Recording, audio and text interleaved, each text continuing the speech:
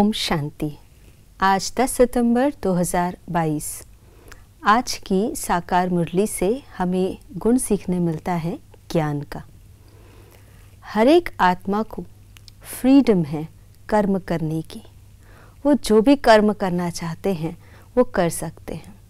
जो सोचना चाहे, जो बोलना चाहे, जो कर्म करना चाहे, उसकी पूरी फ्रीडम आत्मा को मिली हुई है।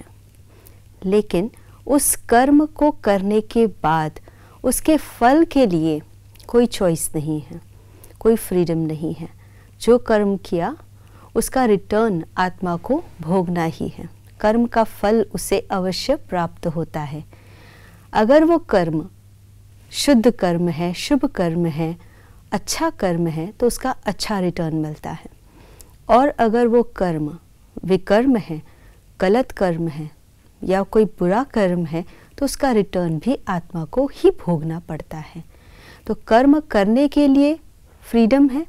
कौन से कर्म करने हैं वो कर्म करने की चॉइस भी है आत्मा को, लेकिन उसके फल की कोई चॉइस नहीं है। अगर हम अपने कर्म के फल की श्रेष्ठता प्राप्त करना चाहते हैं तो हमें अपने कर्म की क्वालिटी को भी श्रेष्ठ बनाना होगा। हमें हर कर्म करते समय राइट कर्म को चूज़ करना होगा। अच्छे बुरे सही गलत की ज्ञान हम सभी के पास है। ज्ञान होना अर्थात इन्फॉर्मेशन, जानकारी होना, ये सभी के पास है। लेकिन उस ज्ञान को सही समय पर प्रयोग करना, तभी उसका फल प्राप्त होता है।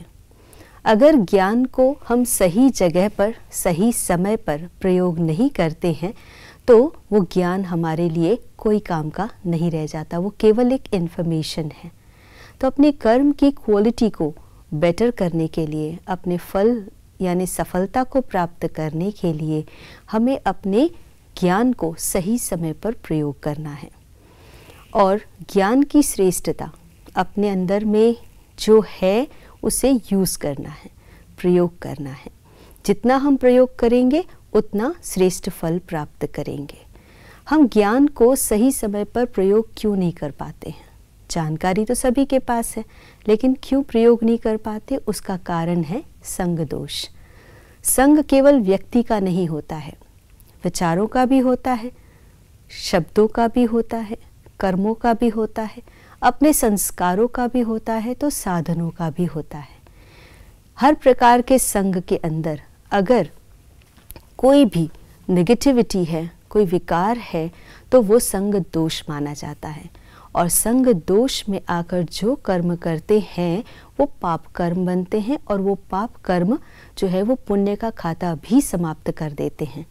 इसीलिए हमें सावधान रहना है संग दोष से। अपने अंदर में ज्ञान को जागृत रूप में रखकर उसका प्रयोग करना है और सफलता प्राप्त करनी है।